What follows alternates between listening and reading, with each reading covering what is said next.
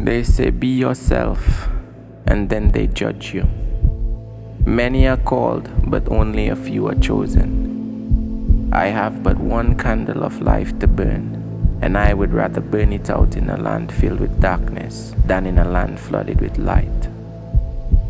For every great dream begins with a dreamer. You have within you the strength, the patience, and the passion to reach for the stars. But dreams, they don't work unless you do. 9x19, extra magazine. Demo sit there in a dream. Every talk in my scheme. Record and think. Man want cash in our jeans. Them see the sunbeam and I think I observe. But this life you're no ice cream. The whole of them a judge me and they even know my story. And trigger none of them boy they no know me. I go by the name of ColtonT. Everybody call me Ice Cream Man. But in today's date, they call me Bomb in the City. I started music like right after high school. Guys in my community was trying stuff on their desktop computer, and I was just intrigued and I wanted to try as well. From there, I found myself stuck in music. I had to do 2 years of college, but I only ended up doing 1 because I was just like possessed with this drive. I had this fire from deep within and I wanted to express it. I was studying biology because all my life I wanted to be a vet. When I got there, I just felt like school didn't interest me on that level anymore. I felt that I had a greater purpose. I needed to voice my opinion, voice my ideas, voice my feelings. I was just by myself up until I discovered social media and I started releasing my stuff via Facebook and uploading stuff to YouTube, and it just took on its own energy. People started to give feedback on what I was doing, and I started to do more and more and more. I released a lot of music before I got to Ice Cream Man. I remember some people coming from Guadeloupe to feature me and give me an opportunity to be on a music video and to produce some of my stuff in the French islands. That's when I made my first impactful song, Can't Be Friends. I remember visiting Jamaica after that. I did another video, and during the summer of maybe was it 2011, I got selected to perform at the Girl in the Park event. That was prestigious event at that time, and I released the Ice Cream Man song in 2011 for that event. And who knew that 2 years later, like, I would be called the Ice Cream Man, because I released that song in 2013, which was 2 years after its original release. And it literally hit, like it took the Caribbean, like everything was wavy from then, and I kept the momentum going.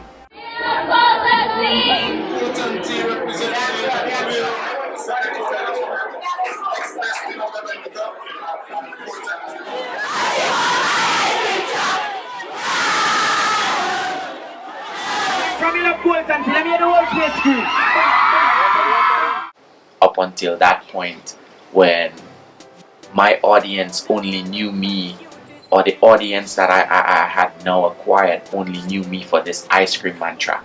That's when I started to divert all of my attention into trying to grow in the music and cater to a more mature crowd. Some appreciated it, some didn't. And I experimented with it for a while. As time progressed, and I was more consistent and more determined, people started to see the story. People started to see like where I was coming from with the type of music that I was singing. I was actually starting to pour my pain, and pour my real feelings and things that was happening in society into my music. I remember Special being one of my big numbers, big breakthrough numbers. Hunt My Own being one of my big numbers as well. Some of the challenges, or one of the major challenge that we all face, is finance. Finance is a major part in an artist's career, because production costs money, music videos cost money. The music, if it's not the local type of music, then the people are not really receptive of artists or local artists doing other types of genres, for example reggae, dancehall. That's how it used to be. I over the years have made a drastic change in that outlook on artists doing other genres besides just movie music. We have visions, but sometimes telling you the vision or telling you the idea, it doesn't create reality for you. So sometimes you have to take your vision and make it a reality so that your friends can see, so I can't be mad at someone who doesn't support me based on the fact that they don't see my vision. In music, I never really had a role model per se, but if I were to call on anybody that would be my role model, that would be my mother.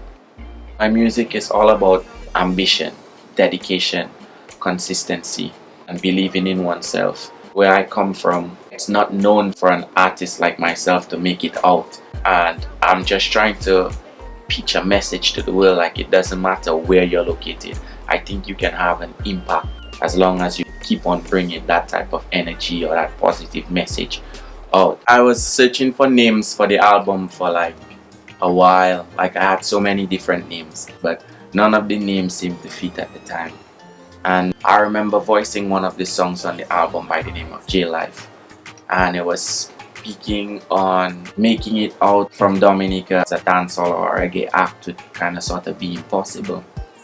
And I remember writing down the word impossible and realized that in the word impossible you can actually spell I'm possible. That word meant something to me. I didn't know at the time how I was going to present it, but I know in the word impossible, I'm possible could have been derived. I basically wanted the album to just be different, and I wanted it to be impactful, that when people see it, they would gravitate to it, they would look to it. It's been an idea for like the last 8 years. I physically really started working on it like 5 years ago. Like, I always changed up the songs. The listing kept on changing until this year I finally felt that I had a body of work that was a true representation of who ColtonT is and the message that ColtonT is trying to portray. We have songs on there that take you down and force you to reflect. We have songs that will really take you up. We have songs that will inspire you on a different level, from childhood teachings to an adult. I chose May 15th to drop the album because 6 years ago, that very Wednesday, I released Ice Cream Man. May 15th, 6 years later, actually falls in 2019, the same Wednesday. I just think it's like, stars aligning. It's just, me and the universe picking dates and times. I think on May 15th of 2013, I released one of the biggest songs from Dominica, one of the biggest songs to this date, and I think on May 15th of 2019, which is the same Wednesday, 6 years later, I'm going to release the biggest album from Dominica. Yeah. Album consists of like a few different guys actually presenting beats. We have a guy from St. Kitts working by the name of Lexan, my engineer. We have the Italians. We have local guys like Tiwa Beats. These are just some of the people who contributed to the album. Every beat came from a different island, and the vibe, the sound, it's not this one monotonous sound, but they all have a similar vibe.